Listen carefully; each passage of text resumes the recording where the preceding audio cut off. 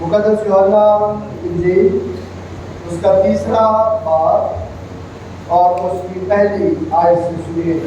کلام مقدس میں لکھا ہے, فریسیوں میں سے ایک شخص نیقودیموس نام یہودیوں کا ایک سردار تھا. اس نے رات کو یسوع کے پاس آ کر اس سے کہا, اے ربی, ہم جانتے ہیں کہ تو خدا کی طرف سے گستاخ ہو کر آیا ہے, کہ جو معجزے تو دکھاتا ہے کوئی شخص نہیں دکھا سکتا جب تک خدا اس کے ساتھ نہ ہو. یسوع نے جواب دے اس سے کہا, میں تم سے سچ سچ کہتا ہوں کہ جب تک کوئی نئے سرے سے پیدا نہ ہو وہ خدا کی بادشاہی کو دیکھ نہیں سکتا. نیقودیموس نے اس سے کہا, آدمی جب بوڑھا ہو گیا تو کیوں کر پیدا ہو سکتا ہے؟ کیا وہ دوبارہ اپنی ماں کے پیٹ میں داخل ہو کر پیدا ہو سکتا ہے؟ یسوع نے جواب دیا کہ میں تم سے سچ سچ کہتا ہوں کہ جب تک کوئی آدمی پانی اور ان سے پیدا نہ ہو وہ خدا کی بادشاہی میں داخل نہیں ہو سکتا.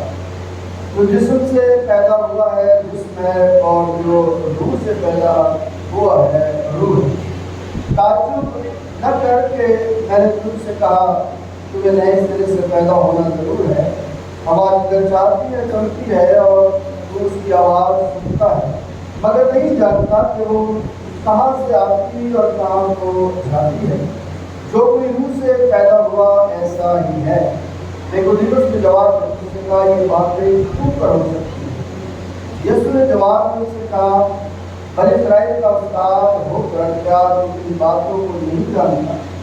میں تم سے سچ کہتا ہوں کہ جو ہم جانتے ہیں وہ کہتے ہیں, اور جسے ہم نے دیکھا ہے اس کی گواہی دیتے ہیں, اور تم ہماری گواہی قبول نہیں کرتے. جب میں نے کچھ زمین کی باتیں کہی اور تم نے یقین نہیں کیا, تو اگر میں تم سے آسمان کی بات کہوں تو کیوں کر یقین کرو؟ اور آسمان پر کوئی نہیں چڑھا سوا اس کے جو آسمان سے اترا, یعنی ابن آدم جو آسمان میں ہے. اور جس طرح اس نے سانپ کو بیابان اونچے پر چڑھایا, اسی طرح ضرور ہے کہ بنی آدم بھی اونچے پر چڑھایا جائے. تاکہ جو کوئی ایمان لائے اس میں ہمیشہ کی زندگی پائے۔ یہ ہمارے خدا مسیح کی زندگی ہے۔ تشریف رکھیے۔ مسیحی کیلنڈر کے مطابق چونکہ آج عید تثلیث کا موقع ہے، اور عید تثلیث کو جب ہم مسیحی کیلنڈر کے عنوان کے حساب سے مناتے ہیں تو لازم ہے کہ ہم تثلیث کے بارے میں کچھ آگاہی رکھیں تاکہ ہم جان سکیں کہ خداوند ہماری زندگیوں میں کس طرح کام کرتا ہے اور کس طرح خداوند ہمیں تھامتا اور سنبھالتا ہے، تاکہ جو تثلیث ہم مسیحیوں کا بنیادی عقیدہ ہے اس پر قائم رہتے ہوئے اپنے ایمان میں روز روز بڑھتے جائیں۔ آئیے اس وقت کے لیے اپنے سر کو جھکائیں اور دعا کریں۔ پیارے باپ، میں تیرا شکر ادا کرتا ہوں کہ آج پھر خداوند تو نے ہمیں اپنی غربت میں اپنے کلام خداوند پڑھنے، سننے اور سیکھنے کا موقع دیا ہے۔ خداوند میں اقرار کرتا ہوں اپنی ساری کمیوں اور کمزوریوں کا، میں کہ نکما نوکر ہوں اور اس سے بڑھ کر کچھ نہیں۔ تیرا فضل مانگتے ہوئے نہیں کرتا ہوں کہ خداوند مجھے پیچھے خداوند ہو، میری آواز کو اپنی برار کا ذریعہ بنا کر استعمال کروا، سننے والے کانوں کو پسند ہے، تاکہ خداوند آج کا کلام جو خداوند ہمارے قدموں کے لیے چراغ اور آپ کے لیے روشنی ہے، برکت کا باعث بنے، یسوع مسیح کے نام سے آمین۔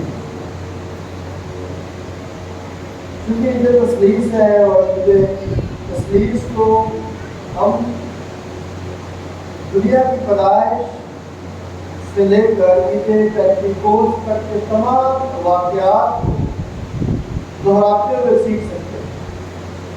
اگر ہم اپنی زندگی میں تثلیث کو سمجھنا چاہتے ہیں تو شاید یہ ہماری زندگیوں میں اس قدر آسان نہیں ہے کہ ایک انسانی عقل میں خدا جو لامحدود ہے وہ آ جائے، لیکن چونکہ خداوند بنی انسان کو سکھانا چاہتا ہے اور وہ چاہتا ہے کہ بنی انسان سیکھے کہ کس طرح سے بنی انسان کی بناوٹ ہوئی ہے اور بناوٹ کے ساتھ ساتھ اس کے فرائض کیا ہے۔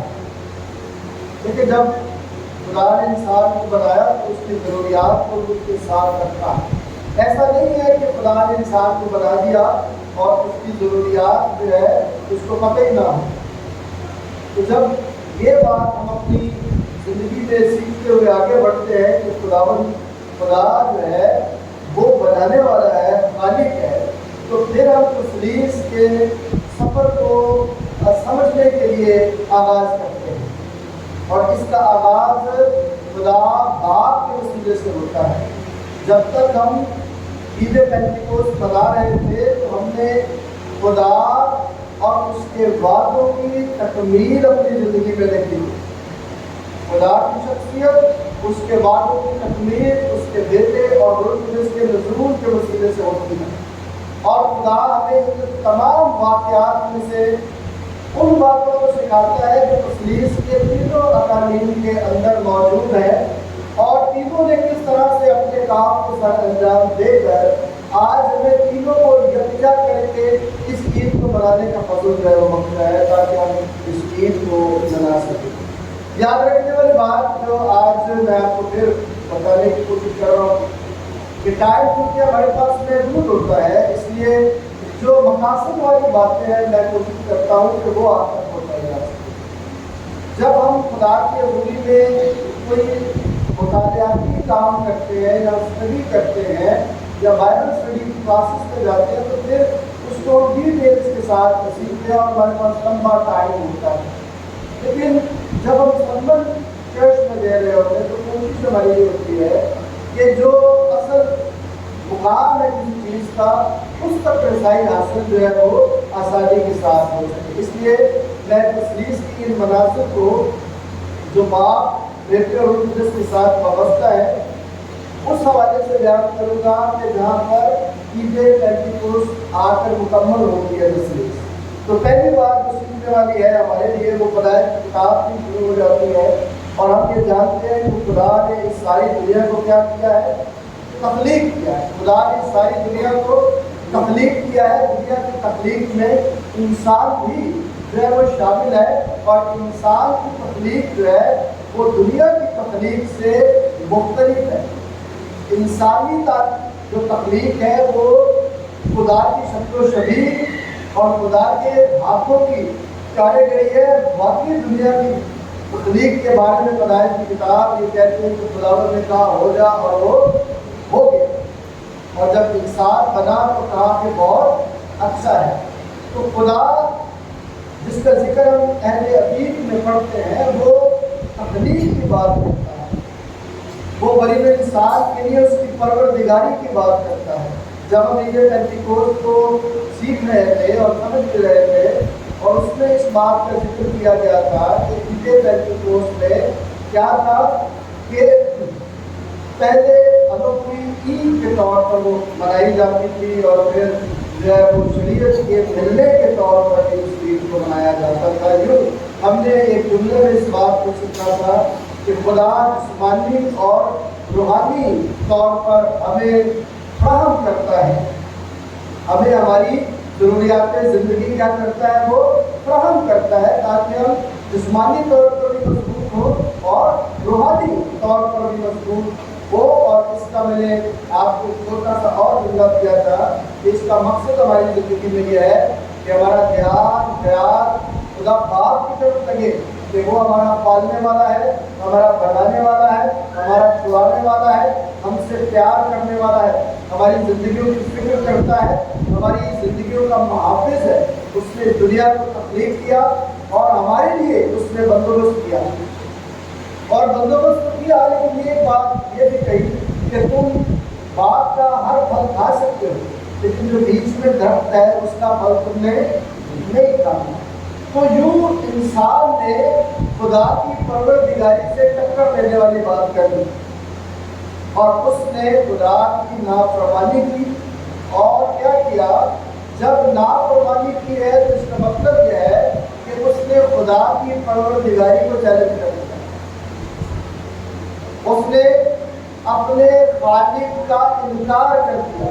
اب وہ خود خالق بننے کے خواب دیکھ رہا ہے، اس لیے اس نے اس پھل کو کھا کر خدا کی پروردگاری کو، خدا کے فضل کو جو ہے وہ حقیر جانا۔ اب یہ پہلی بات تھی کہ خدا باپ جو ہے وہ اپنے آپ کو ظاہر کرتا ہے مختلف طریقوں کے ساتھ، کبھی موسیٰ کو دکھائی دیتا ہے تو کبھی دوسرے انبیاء اکرام کو دکھائی دیتا ہے اور ان سے کلام کرتا ہے۔ کلام اس لیے کرتا ہے تاکہ بنی انسان کے لیے پھر سے بھلائی کا کام جو ہے وہ ہو سکے۔ جب ہم کلام کو پڑھتے ہیں اور یسایہ کا صحیفہ بھی ہم پڑھتے ہیں، اور آج کا جو حوالہ آپ نے ضرور 29 کا پڑھا ہے، وہ بھی اس بات کی طرف میرا اور آپ کا دھیان لگاتا ہے کہ خدا باپ جو ہے وہ عبد الآباد تک نشین ہے، عبد الآباد تک نشین ہے، اور وہ ہمیشہ اس تخت پر کیا ہے؟ بیٹھا ہے۔ جب ہم خدا کی طرف اپنا دھیان لگائیں گے پرانے نامے میں، تو خدا کی جو صفات ہے وہ ہمیں سیکھنے کا موقع دیتی ہے کہ ہمارا پالنے والا ہمارا آسمانی باپ ہے۔ اور جب ہم باپ کی بات کرتے ہیں تو اس کا مطلب ہے کہ کوئی رشتہ جو ہے وہ موجود ہے جس کی وجہ سے وہ باپ ہے۔ جیسے ہم لوگ ہیں، ہم باپ ہیں، یہ جو دوسرے لوگ ہیں جو باپ ابھی نہیں ہے لیکن وہ کسی کے پھر کیا ہے؟ بیٹے ہیں۔ تو یوں باپ اپنی اولاد سے کیا کیا جاتا ہے؟ پہچانا جاتا ہے۔ اب باپ کی پہچان جو ہے اس کو کرانے کے لیے تثلیث کا جو دوسرا رکن ہے، تثلیث کا جو دوسرا رکن ہے، اس کی ضرورت پڑی کہ وہ دنیا میں ظاہر ہو اور دنیا کو جو ہے وہ خدا کی غلامی سے کیا کرے؟ آزاد کرے۔ یوں ایک تعلق کا اظہار کرنے کے لیے خدا باپ جو پالنے والا ہے اس نے پھر ایک نجات دہندے کا بندوبست کیا، اور یوحنا کی انجیل کی طرف آپ سوچ گیا ہے، خدا نے دنیا سے ایسی محبت رکھی کہ اس نے اپنا اکلوتا بیٹا بخش دیا تاکہ جو کچھ پر ایمان لائے رات کا بل کے اب बेटा जो है वो खुदा बाप के काम को आगे बढ़ा है और वो इस धरती पर जन्म लेता है और उसने अपने जन्म के वसीले से इस बात को बताया, इस बात को सिखाया कि खुदावंद यीशु मसीह जो है, बेटा जो है वो खुदा का अवतार लेकर आया। आप यूहन्ना की इंजील का पहला बाब पढ़ते हैं तो वहाँ पर लिखा है कि कलाम क्या हुआ, मुजस्सम हुआ और हमने उसका ऐसा जलाल देखा जैसे बाप के इकलौते का। जो बाप के साथ एक रिश्ते को डेवलप करते हुए दूसरे अकलूम ने इंसान को ये सिखाया कि खुदा सिर्फ खालिक नहीं, खुदा सिर्फ पालने वाला नहीं है, बल्कि निजात देने वाला भी है और निजात देने का बंदोबस्त उसने अपने बेटे के वसीले से किया। और बेटे ने इस दुनिया में आकर हमारे गुनाहों के लिए अपने आप को कुर्बान कर दिया। बेटे ने अपने आप को कुर्बान करने से पहले सलीब पर क्या कहा कि तमाम हुआ। वो तमाम क्या हुआ कि जो बड़ी इंसान गुनाह की दलदल में फंसा हुआ था उसकी आज़ादी का काम किया, उसकी पाकीज़गी का काम किया, उसकी निजात का काम मुकम्मल किया। यहाँ पर निजात का काम मुकम्मल हुआ, लेकिन उससे पहले जब शागिर्दों से बात की जा रही है यूहन्ना की इंजील में 16वें बाब में, तो क्या कहा जा रहा है कि मैं जाता हूँ ताकि तुम्हारे लिए दूसरा मददगार भेजूं। अब दूसरा अकलूम तीसरे की बात कर रहा है। जिस तरह पहले ने बात दूसरे की और यूसाया ने ये कहा कि तुम्हारे लिए एक लड़का तवल्लुद हो,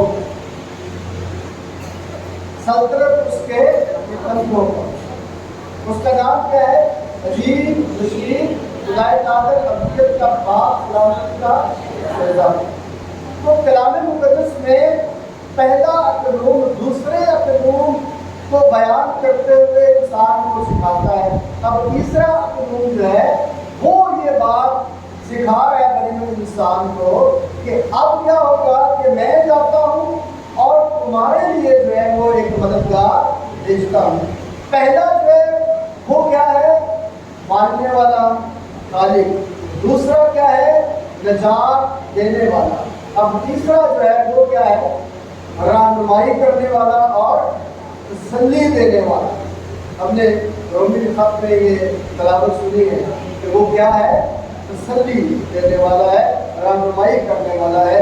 यूँ अकलूम की ये बातें हमारी ज़िंदगी में शामिल होती हैं तो हम इसको ईद की तरह मनाते हैं कि खुदा किस तरह से हमारी ज़िंदगी में काम करता है और किस तरह से वो हमारे ईमान को मजबूत करता है कि वो बाप है, उसने एक रिश्ते को, एक ताल्लुक को अपने बेटे के वसीले से हमारे साथ कायम किया ताकि उसके बेटे के वसीले से, जैसे यूहन्ना की इंजील में लिखा है कि जितनों ने उसे कबूल किया उसने उन्हें खुदा के फर्जंद बनने का हक बख्शा।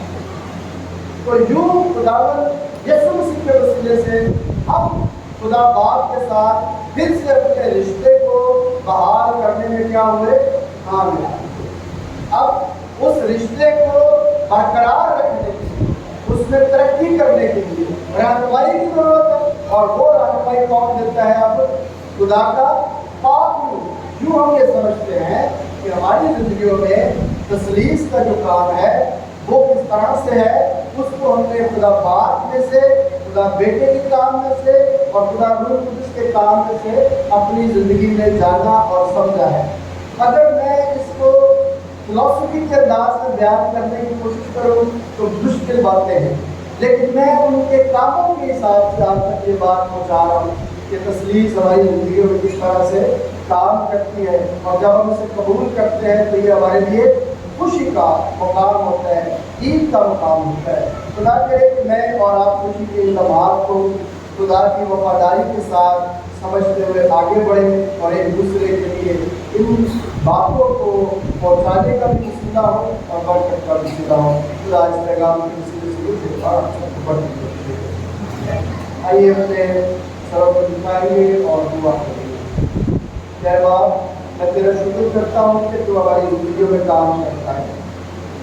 खुदावंद को अपने बेटे के वसीले से मैं निजात देता, पापों की रहनुमाई बख्शता है, ताकि हम तेरे जलाल में आगे बढ़े और खुदावंद तेरी रहमत को भी, तेरी शुक्रगुजारी की बाइस से बढ़कर बढ़े। यीशु मसीह के नाम से आमीन।